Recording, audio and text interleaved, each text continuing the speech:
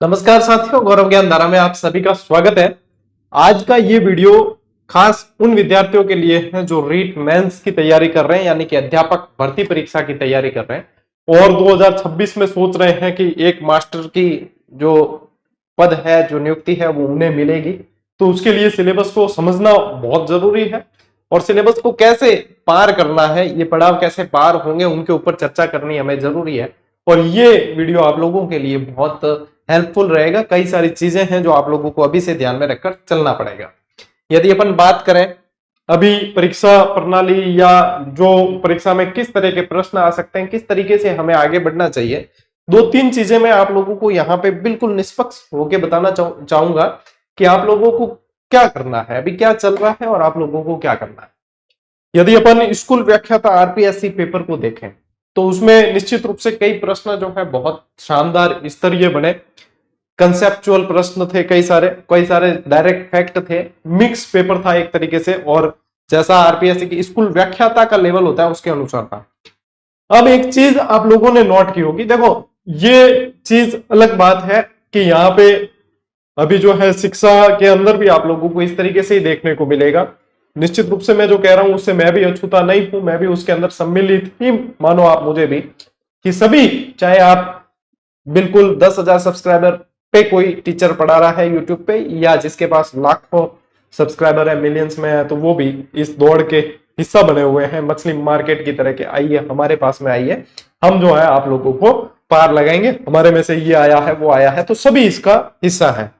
और न सिर्फ शिक्षक बल्कि विद्यार्थी भी इसका हिस्सा ही है और विद्यार्थियों को इस चीज की आदत पड़ गई है। और कई बार तो विद्यार्थी ही इन चीजों के लिए शिक्षकों को उकसाते हुए भी नजर आते हैं। इस चीज को निष्पक्ष रूप से लेना, तभी आप चीज समझ पाओगे कि क्या चल रहा है और आप लोगों को इससे संभलते हुए आगे कैसे बढ़ना है। ठीक है, अब एक चीज आप लोगों ने नोट की होगी, आप चाहे कोई भी पुस्तक पढ़ रहे हो, कोई भी कोचिंग संस्था से पढ़ रहे हो, कोई भी शिक्षक के मार्गदर्शन में पढ़ रहे हो, तो आप लोगों ने यह चीज देखी होगी कि इतना स्तरीय पेपर होने के बावजूद भी कोई भी पुस्तक है तो उन्होंने 80 से 90% के प्रूफ फिर भी दिए हैं आप लोगों को। कोई भी, चाहे बहुत ज्यादा कोई थ्योरी पढ़ रहा है, चाहे मेरी वन लाइनर पढ़ रहा है, या मेरी पुस्तकें नहीं, आप कोई भी दूसरी पुस्तक पढ़ोगे तो 80 से 90% के प्रूफ सबने दिए। 100% किसी के अंदर से भी नहीं मिलेंगे, चाहे बहुत डिटेल में लिखिए चाहे शॉर्ट में है। तो इससे क्या निष्कर्ष निकलता है? इससे निष्कर्ष ये निकलता है कि जो आप सामग्री पढ़ रहे हो वो तो सही है, एग्जाम के लिए जितना चाहिए आप वहां पे जो है फर्स्ट पेपर क्लियर करने के लिए 50% भी यदि किसी के बन रहे हैं तो बहुत अच्छे माने जा रहे हैं। तो एग्जाम क्लियर करने के लिए यदि पुस्तक में से तो 80-90% आ रहा है, आपको 50% लाने थे, लेकिन आप वो भी नहीं ला पा रहे हो, तो निष्कर्ष ये निकलता है कि सामग्री में कमी किसी के भी कहीं भी नहीं है, बस पढ़ने का लेवल बढ़ाना है, पढ़ने के तरीके बदलने हैं, उन्हें याद ज्यादा रखा जाए, उन्हें समझा जाए, ये चीजें हैं। अब फैक्ट तो सारी चीजें, फैक्ट मिलके ही कंसेप्ट बनता है, तो सारी चीजें हैं, लेकिन निष्कर्ष तक कोई जाने की कोशिश नहीं कर रहा है। सभी ये बता रहे हैं कि हाँ ये है, विद्यार्थी भी अलग अलग राय बना रहे हैं, नहीं ये चीजें पढ़नी चाहिए, थ्योरी वाली ये हो गई वो हो गई। आप निष्कर्ष तक पहुंचे कि निष्कर्ष क्या निकल रहा है? निष्कर्ष ये निकल रहा है कि चीजें सब जगह से आ रही है, लेकिन अपन उसे क्यों नहीं कर पाए?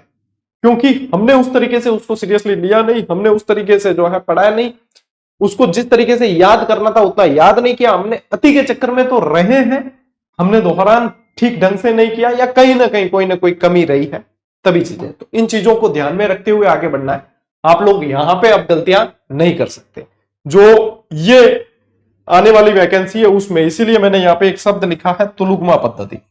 तुलुगमा पद्धति जो है उसके अंदर गलती की गुंजाइश नहीं होती, क्योंकि चारों तरफ से जो है विपक्ष की सेना पे हमला किया जाता है। यहाँ पे वही चीज है, आपको स्ट्रेटेजी के अंदर सभी तरीके से एक्टिव रहना पड़ेगा। अपन पहले सिलेबस डिस्कस करेंगे, उसके बाद में मैं कई चीजें बताऊंगा आपको टॉपिक्स के अनुसार कि किस तरीके से कैसे बढ़ना है आगे और कैसे पढ़ना है आप लोगों को। ठीक है, तो सबसे पहले अपन सिलेबस डिस्कस करते हैं। इसके बाद में मैं 15 तारीख से जो है आप लोगों के लिए निःशुल्क बैच भी शुरू कर रहा हूं, अपने स्पेशल मास्टर भर्ती के लिए। रीट मेंस जिसे आप कह देते हो, कॉमन जितना भी जीके है वो सारा मैं नए लेवल से करवाऊंगा, तो वो सारी चीजें आप लोगों को ध्यान रखना है। ठीक है, देखिए नए लेवल से मतलब कि लेवल थोड़ा सा अपन को थोड़ा सा बढ़ाना है। हालांकि फर्स्ट ग्रेड और ग्रेड थर्ड के स्तर में फर्क नजर आएगा, लेकिन फिर भी थोड़ा सा बढ़ाना। बढ़ाना कैसे है कि अभी तक मान लीजिए अपन ने जयपुर का अक्षांश और देशांतर ध्यान नहीं दिया, आने वाले समय में ये प्रश्न बन सकता है।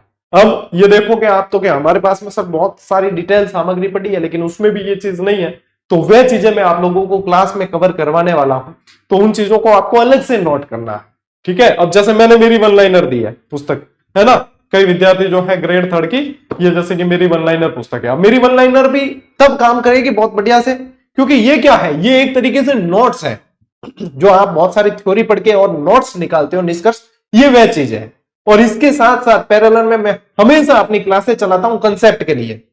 तो कई विद्यार्थी ऐसे भी होते हैं जिन्हें पता नहीं है कि साथ साथ कंसेप्ट क्लियर करना बहुत जरूरी है, फिर वो कहीं ना कहीं ये भी रहती है डायरेक्ट वन लाइनर पढ़ रहे हो, कोई दूसरा कहेगा कि डायरेक्ट वन लाइनर पढ़ रहे हो ये इतनी कारगर सिद्ध नहीं होगी। बिल्कुल सही कह रहा है वो, और मैं भी कहता हूं, लेकिन आप लोग ध्यान नहीं देते हो। मैं वन लाइनर पुस्तक से पहले हमेशा आप लोगों को थ्योरी पुस्तक गाइड देता हूं। कम से कम वन लाइनर जब भी आती है किसी भी एग्जाम की मेरी, तो उससे 3 से 4 महीने पहले गाइड आती है, तो वो कंसेप्चुअल होती है पूरी की पूरी। इसके अलावा मैं पैरेलल में क्लास चलाता हूं आप लोगों के लिए कि सब कुछ आप कंसेप्ट समझो, मैं हमेशा कंसेप्ट पे जोर देता हूं। उसके बाद में ये वन लाइनर विद्यार्थियों के लिए इसलिए आती है कि कम समय में आपको ज्यादा से ज्यादा इसका दोहरान करना है, चाहे कोई भी पुस्तक पढ़ रहे हो, आपको ये अपनी रणनीति में शामिल करनी होती है। कारण ये है कि फिर दोहरान के लिए जितनी बार दोहरान कर लेते हो उतने आप आगे जाते हो। अब इस चीज को कई विद्यार्थी समझ नहीं पाते हैं, तो इस चीज को समझना जरूरी है। इसीलिए कंसेप्ट जो मैं क्लास है आप लोगों के लिए लेकर आऊंगा, उन्हें देखनी भी है, नोट भी करनी है। आइए सिलेबस समझ लेते हैं। देखो, लेवल फर्स्ट और लेवल सेकंड का अपन सिलेबस देखेंगे, तो यहाँ पे सिर्फ आप लोग देखोगे, यहाँ प्री वाला अभी ध्यान मत देना, आप वैसे स्क्रीनशॉट लेना चाहो तो लेकर रख सकते हो, क्योंकि जिन्होंने प्री क्लियर कर रखी है वही मेरे पास में मेंस के लिए पढ़ने के लिए आएंगे। ठीक है, और इस विश्वास के साथ पढ़े, पिछली बार जो टॉपर्स थे वो भी यहां से पढ़े थे, और हजारों की संख्या में अपन ने सिलेबस दिए, और जब इसकी क्लासेस स्टार्ट होगी आप लोग देख लोगे क्या, हाँ सर इस लेवल से ही हमें पढ़ना है। इतना अति में भी नहीं जाना है कि जिसका कोई लेना देना नहीं, और इतना शॉर्ट भी नहीं चलना है कि जो आए नहीं, तो उसको मेंटेन करते हुए अपन चलेंगे। आप निश्चिंत रहें, इसके लिए कोई मैं शुल्क नहीं ले रहा हूं आप लोगों से क्लास का, आप लोगों को क्लास दूंगा और तबीयत की दूंगा। हाँ, पेड कोर्सेज जितने हैं उससे आप लोगों को 21 मिलेगी, ये मेरा वादा रहा। ठीक है, तो रीट मेंस जो आप लोगों के 300 नंबर का होने वाला है, उसके सिलेबस पे एक नजर डाल दो, और नहीं पता है तो देख लो। हो सकता है थोड़ा बहुत 19-20 इधर उधर हो, ज्यादा संभावना नहीं है होने की। सबसे पहला पार्ट है राजस्थान का भौगोलिक, ऐतिहासिक और सांस्कृतिक ज्ञान, राजस्थानी भाषा। ठीक है, अब ये कितना है, 100 मार्क का है। देखो मार्किंग के हिसाब से अपन को वेटेज देना पड़ेगा, उसको ज्यादा तवज्जो देनी पड़ेगी। ठीक है, अब यहाँ पे ये आ गया 100 मार्क्स का है, लेकिन यहाँ पे बहुत सारा मसाला है। भौगोलिक ज्ञान यानी कि भूगोल पूरा आ गया, ऐतिहासिक और सांस्कृतिक यानी कि इतिहास कला संस्कृति पूरी होगी, राजस्थानी भाषा टॉपिक एक ही है, लेकिन ध्यान रखना इस बार आप लोगों के राजस्थानी भाषा में ही प्रश्न बनेंगे। तो मैं कई बार मारवाड़ी बोलूं ना बीच बीच में, तो बाप बड़े प्रेम हूं, क्योंकि उसमें से प्रश्न बनेंगे आप लोगों के। फिर आता है राजस्थान का सामान्य ज्ञान, यहाँ पे भी दे दिया ये, लेकिन राजस्थान जी के तो यही कवर हो गया। इसमें स्पेशल टॉपिक दे रखे हैं, जैसे कि प्रतीक चिन्ह हो गए आप लोगों के, मंदिर हो गए, ये कुछ स्पेशल टॉपिक है, खेल और खिलाड़ी वगैरह। मैं पूरा सिलेबस बताऊंगा, इसको ध्यान से देख लेना, क्योंकि रणनीति के पहले जो है तैयारी बहुत बढ़िया ढंग से रणनीति बनाए तो युद्ध अच्छे से जीता जा सकता है। फिर इसमें आगे आपके शैक्षिक परिदृश्य, निःशुल्क एवं अनिवार्य बाल शिक्षा अधिनियम। अब यहाँ पे ये मार्किंग सब्जेक्ट है आप लोगों के। यहाँ पे क्या है, यहाँ पे टॉपिक कम है, इस सिलेबस में टॉपिक कम है और मार्किंग ज्यादा होगी। 80 नंबर है, लेकिन टॉपिक इतने नहीं है जितने इसमें है, तो मार्किंग ज्यादा होगी इसमें। यहाँ पे नंबर आप गेन कर सकते हो, यही चीज समझनी है सिलेबस के अंदर हमें, कि नंबर गेन कहां से ज्यादा होंगे। कम टॉपिक है, नंबर ज्यादा है, यहाँ वेटेज ज्यादा है। ठीक है, ये लेवल फर्स्ट की बात हो रही है। लेवल सेकंड में भी सिर्फ मार्किंग बदलेगी। देखो लेवल सेकंड में क्या 80 की जगह 50 हो गया, यहाँ पे लेवल फर्स्ट में 100 है, यहाँ पे 80 हो गए। बाकी जो है विद्यालय विषय के अंदर आप लोगों के वहां बदल जाता है। जैसे विद्यालय विषय यहाँ पे लेवल फर्स्ट के अंदर कितना है, 50 मार्क्स का है, और लेवल सेकंड में 120 का है। शैक्षणिक रीति विज्ञान यहाँ पे जो है आपके 40 का है, और यहाँ से लेवल 2 में 20 का है। यहाँ पे शैक्षिक मनोविज्ञान 20 का है, और 10 मार्क का ये है। अब ये जो है विद्यालय विषय आप लोगों के, ये सभी के अलग अलग हैं। विद्यालय विषय सभी के अलग अलग है। सब्जेक्ट का जो पेपर है वो सभी के, जैसे एसएसटी वालों को एसएसटी पढ़ना है, हिंदी वालों को हिंदी पढ़ना है, तो सब्जेक्ट में विद्यार्थियों की पकड़ होती है और उन्हें वहां पे पकड़ रखनी भी है। लेकिन कॉमन सब्जेक्ट की यहाँ पे बात करूंगा मैं इस वीडियो में। आप लोगों को कॉमन चीजें सिखाने वाला हूँ, समझाने वाला हूँ कि उनको कैसे कवर करना है, किस तरीके से आगे बढ़ना है। ठीक है, शैक्षणिक रीति विज्ञान यानी कि शिक्षण विधियां, जो आप प्री में भी पढ़े हो, आप लोग और भी कोई तैयारी कर रहे हो सेकंड ग्रेड की, या उसमें भी पढ़ोगे। यहाँ मनोविज्ञान आप लोगों के सिर्फ 20 नंबर का ही है, तो उसको उस तरीके से ही पढ़ना है। जहां वेटेज ज्यादा है, वेटेज ज्यादा कहां है, यहाँ पे ज्यादा है, इसको तवज्जो अच्छी देनी है ना। यहाँ पे यहाँ 8 और 5 13 हो गया, यानी 130 नंबर का तो आप लोगों के समझ लो राजस्थान जी के, और ये साथ साथ में 2-4 टॉपिक और जुड़ गए, तो ये हो रहा है 250 नंबर यही हो गए।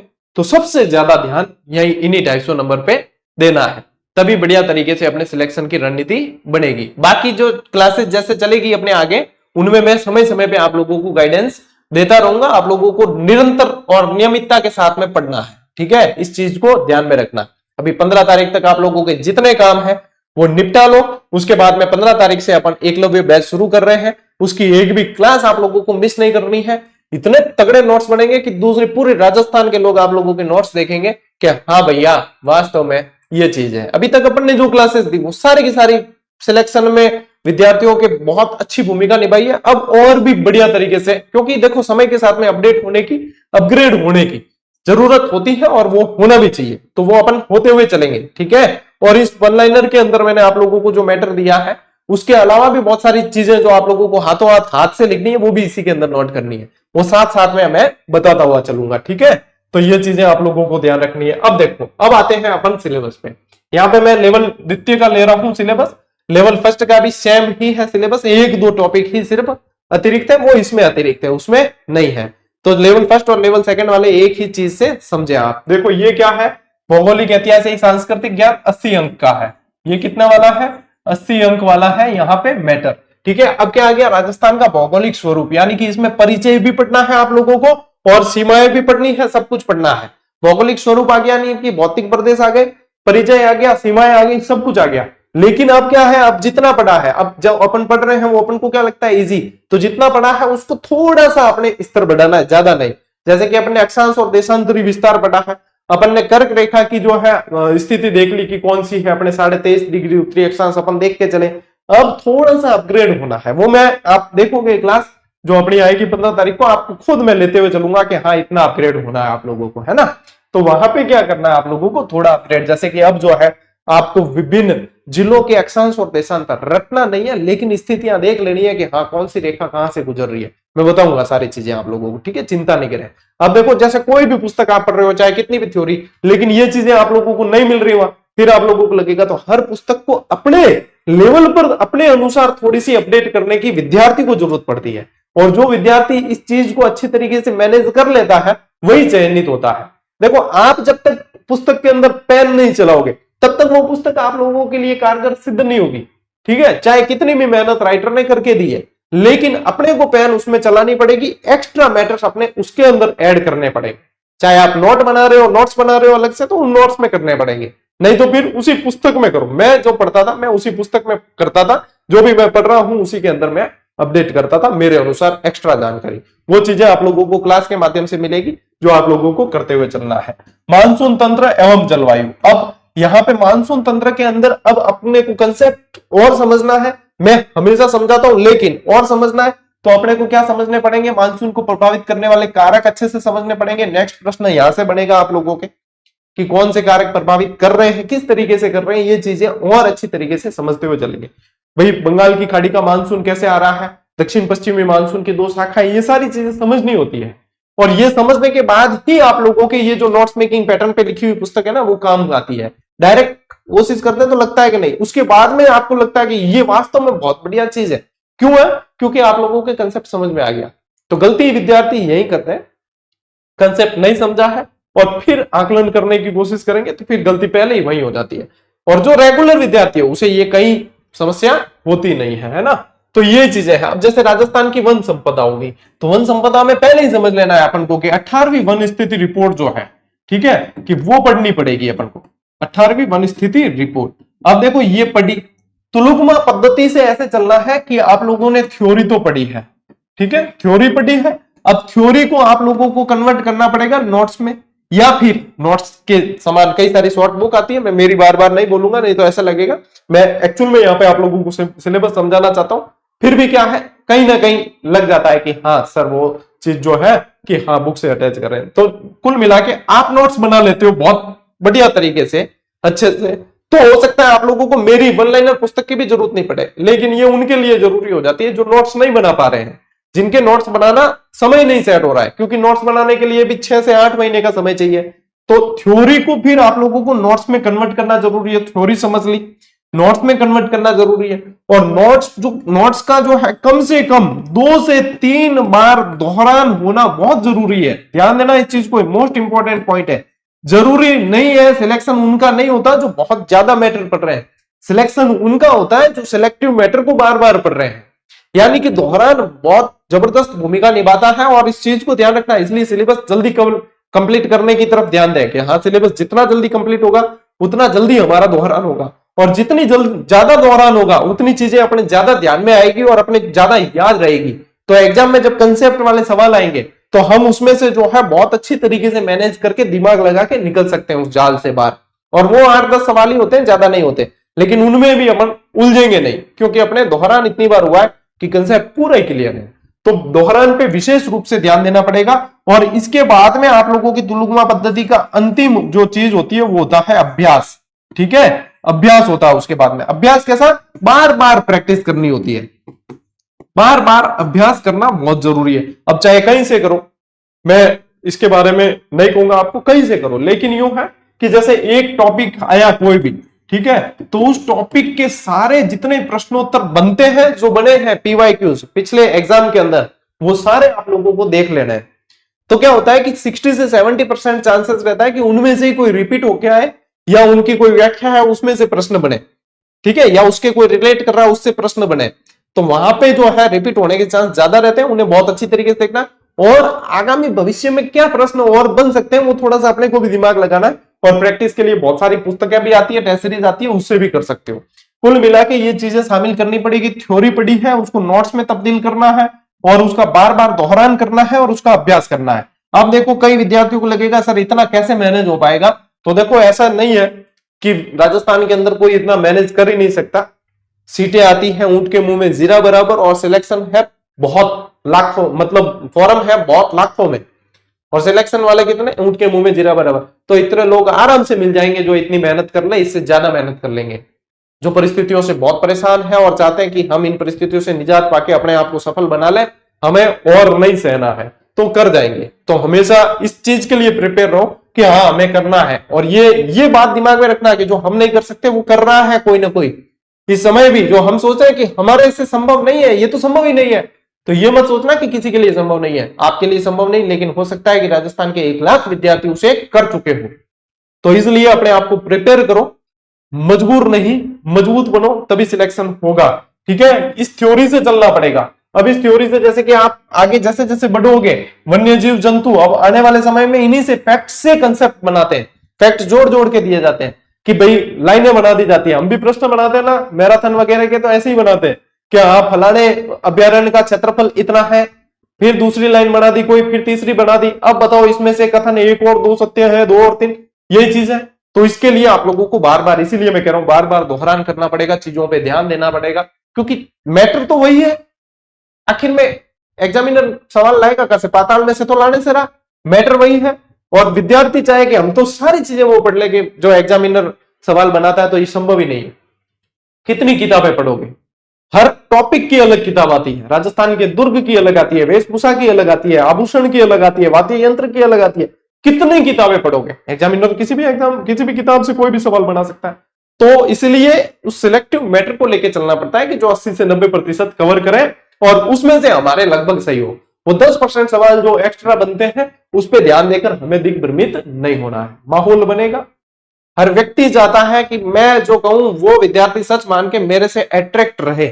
ये दुनिया ही ऐसी है यूट्यूब की। मैं भी चाहूंगा क्या, हाँ मैं कह रहा हूं विद्यार्थी जो है आगे जाके 4 जनों के क्या, हाँ इन गुरुजी ने सही कहा कि ये इनकी बातें सच्ची है। तो हर व्यक्ति चाहता है कि हाँ 2-4 प्रश्न ऐसे बताए जाए क्लास में भी कि हाँ जिससे लगे कि इनके पास में यूनिक मैटर है। तो ये माया जाल है यूट्यूब का, ऑनलाइन की दुनिया का काला सच है। जिसे आप लोगों को अपनाना पड़ेगा। लेकिन इस काले सच को अपनाते हुए सर्वोपरि क्या है हमारा सिलेक्शन। तो आप लोग इस चीज में नहीं पढ़ा करें कभी भी कि फलाना सही बता रहा है, फलाना गलत बता रहा है, या वो सही पढ़ा रहा है, वो गलत बता रहा है, इनका मैटर सही नहीं है, वो नहीं है। आप लोग ये देखो कि उसमें से ग्राह्य चीजें क्या है, आप लोगों की ग्रहण करने लायक क्या है। भाई फलाने आदमी के अंदर लाख बुराई है, लेकिन उसमें 2 अच्छाई है जो आप ग्रहण कर सकते हो, उन 2 अच्छाई को आप लोगों को चुनना है। लाख बुराई है छोड़ दो, अपने क्या लेना देना, अपना सिर्फ टारगेट होना चाहिए सिलेक्शन। तो ये चीजें आप लोगों को आगे लेकर जाएगी, ठीक है। तो इन चीजों पे अभी से ध्यान देना है। अब रही बात इन टॉपिक की, जैसे कि मृदा है, तो मृदा के अंदर अब वैज्ञानिक वर्गीकरण और इसमें जो है इनके कणों के आधार पर जो वर्गीकरण है उनमें से प्रश्न बनने की संभावना बहुत ज्यादा है। तो उन पे अपन को ध्यान देना है, उन्हें पढ़ना है, उन्हें याद कैसे किया जाए उस पर ध्यान देना है। यही तुलुकमा पद्धति है अपने पढ़ने की, कि याद कैसे रखा जाए। मेन चीज याद यदि रह जाए ना चीज, तो हमारे लिए चीजें आसान हो जाती है। अब हमने पढ़ा इतना है लेकिन याद नहीं है, तो चीजें तो कठिन है हमारे लिए।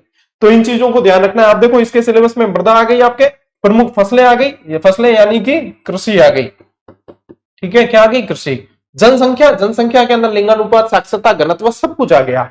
राजस्थान की जनजातियां आ गई और जनजातीय क्षेत्र, खनिज आ गए इसके अंदर, ऊर्जा संसाधन, पर्यटन और यातायात यानी कि परिवहन, ये आ गया आप लोगों के भौगोलिक ज्ञान के अंदर। अब इतिहास, कला, संस्कृति, अब देखो सभ्यता आपके कालीबंगा, आहड़, गणेश्वर, बालाथल, बैराट और याद दिया इत्यादि।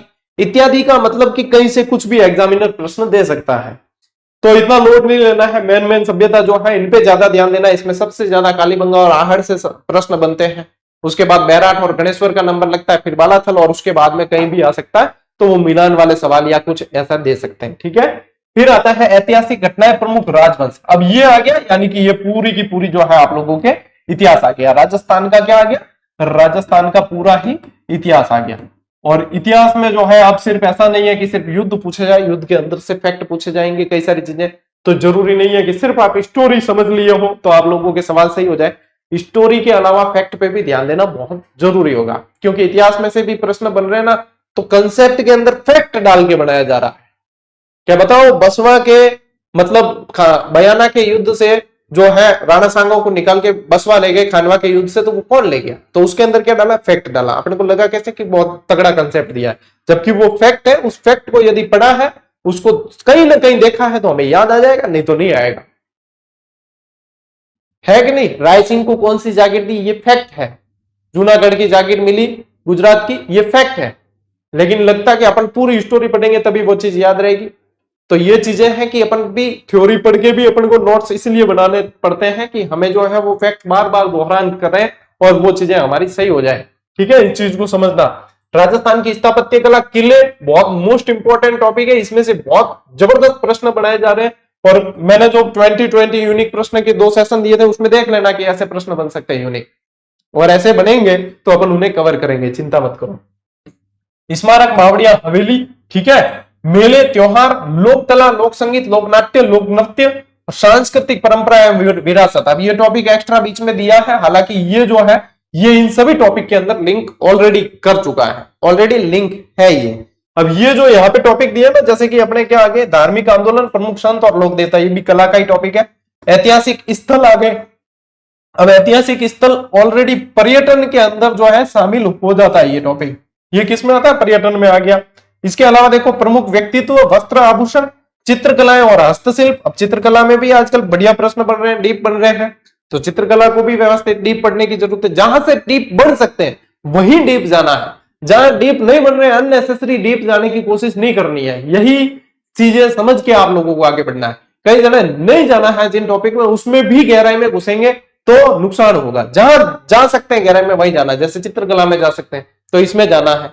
किस तरीके से जाना है वो अपनी क्लासेस जैसे चलेगी मैं बताता रहूंगा आपको, ठीक है। मैं खुद बताऊंगा, आप लोगों को समझ आ जाएगा कि हाँ यहाँ पे ये चीजें हमें नोट करके चलना है, ठीक है। अब ये 1857 की क्रांति, प्रजामंडल और एकीकरण, ये आगे आधुनिक इतिहास है ये, ठीक है। राजस्थान का आधुनिक इतिहास है, तो ये संस्कृति के टॉपिक के बाद में आया, लेकिन ये पढ़ने हैं अपने को, ठीक है।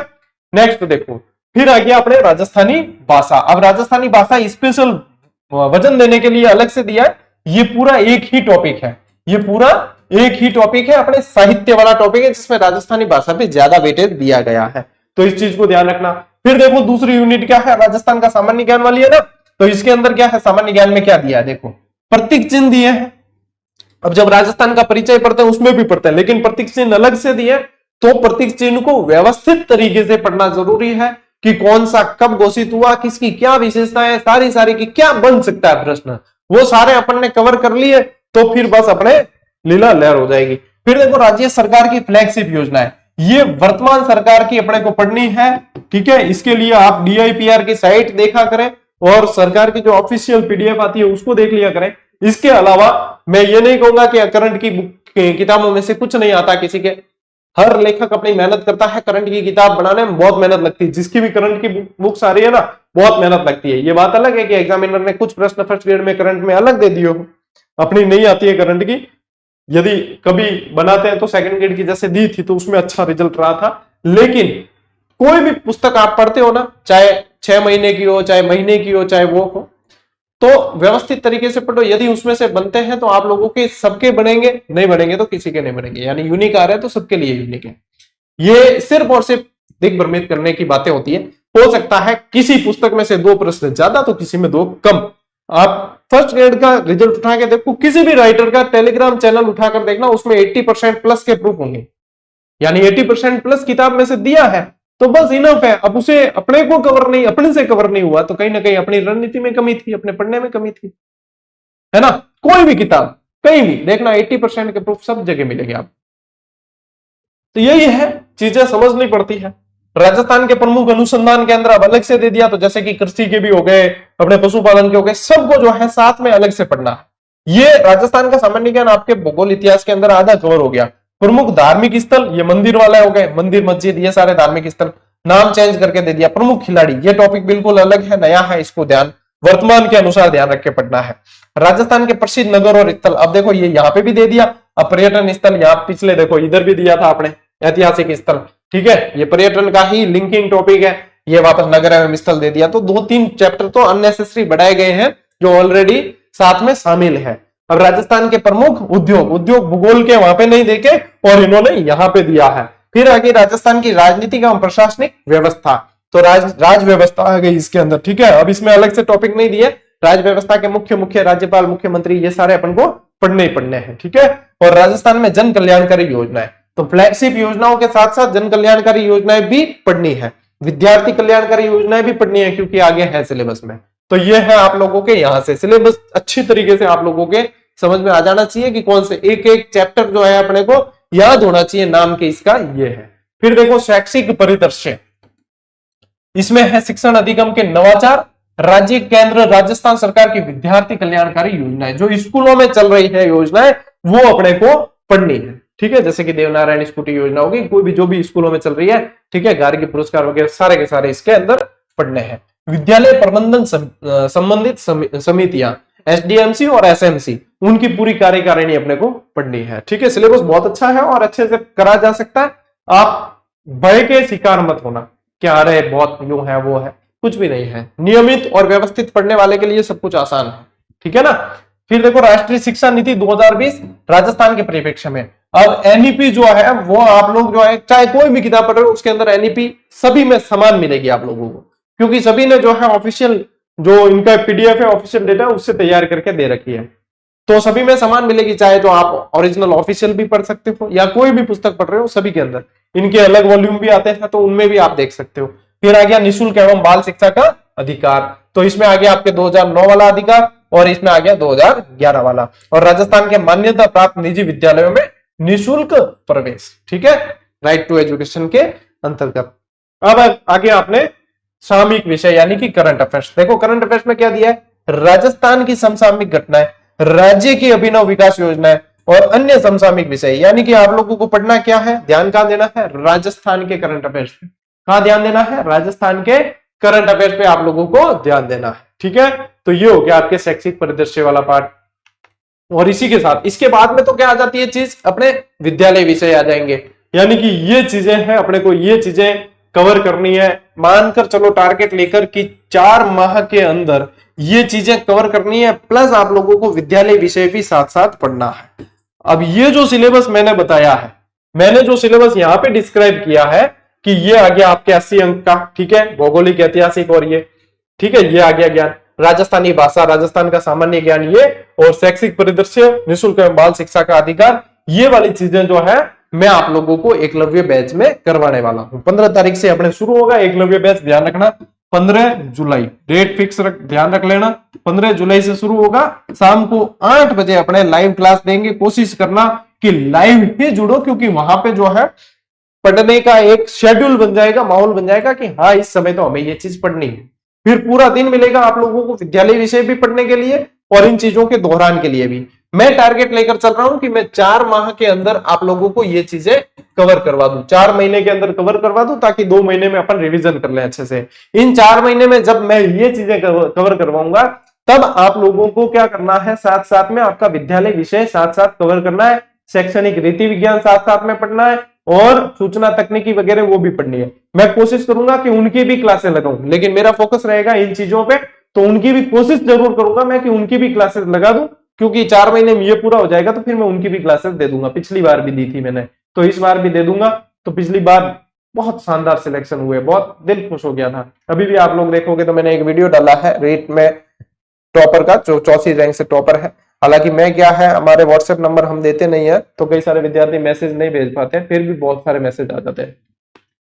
तो ये चीजें, क्योंकि हमें जो है ये बताकर जो है कोचिंग संस्थान जैसे करती है ना मार्केटिंग, वो वाली हमें इतनी अभी आती नहीं है। सीधी सी बात ये है, हम करना भी नहीं चाहते। हम लिमिटेड स्टाफ में काम करते हैं कि हाँ सेवा करनी है तो क्यों फालतू ज्यादा बात करनी, तो इसलिए वो है। बाकी जहां से आप जिससे देख लो, जो भी पोस्टेड है विद्यार्थी, चाहे first grade, second grade, grade third के अंदर, सारे के सारे यहाँ से लगभग पढ़े हैं विद्यार्थी। तो आप बस कोशिश यही रहती है कि आप लोगों के लिए भी बढ़िया करेंगे। बाकी आप लोगों को जो है पुस्तकें हमने उपलब्ध करा दी है। वही चीज है कि ये आप लोगों को कंसेप्ट के बाद जो आप नोट्स बनाते हो ना, वो नोट्स बनाने की आवश्यकता तक नहीं देती। कंसेप्ट भी है इसके अंदर सारा सारा, लेकिन साथ साथ में क्लासेस आप लोगों को देखनी है, ताकि जहां पे जो चीजें, क्योंकि सीधी सीधी नोट्स मेकिंग पैटर्न है ये, लेकिन जहां पे मैं कंसेप्ट बताऊंगा वो चीजें आप लोगों को समझनी जरूरी है, और कंसेप्ट साथ साथ में अपने चलेंगे ही चलेंगे। ठीक है, तो ये चीजें हैं, ये उपलब्ध करवा दी। इसकी यदि मैं गारंटी के साथ कह सकता हूं, यदि इसका 2 से 3 बार किसी ने रिवीजन कर लिया, 80 से 90% सवाल आप लोगों को सीधे देखने को मिलेंगे। यदि कंसेप्चुअल सवाल आएगा तो भी इसके फैक्ट को तोड़ मरोड़ कर जोड़ कर दिया जाएगा, क्योंकि इतना तो अनुभव हो गया है हमें। और हर एग्जाम, इतने एग्जाम हुए हैं मेरे इस फील्ड में आने के बाद, सबके अंदर लगभग विद्यार्थी जो है बढ़िया तरीके से करके आए पेपर। ठीक है, तो ये चीजें हैं आप लोगों के लिए हमने सुविधाएं दे रखी है। यदि आप लोगों को आवश्यकता महसूस होती है तो आप लोगों को ज्वाइन करना। कोई हमारा पेड कोर्स कोई भी नहीं है। जो सेवाएं हैं, जो सुविधाएं हैं, नॉमिनल फीस में जैसे टेस्ट सीरीज हो सकती है करवा देते हैं, जो हमारे से संभव नहीं होता तो मना कर देते हैं। स्पष्ट साफ कहवा सुखी रहवा।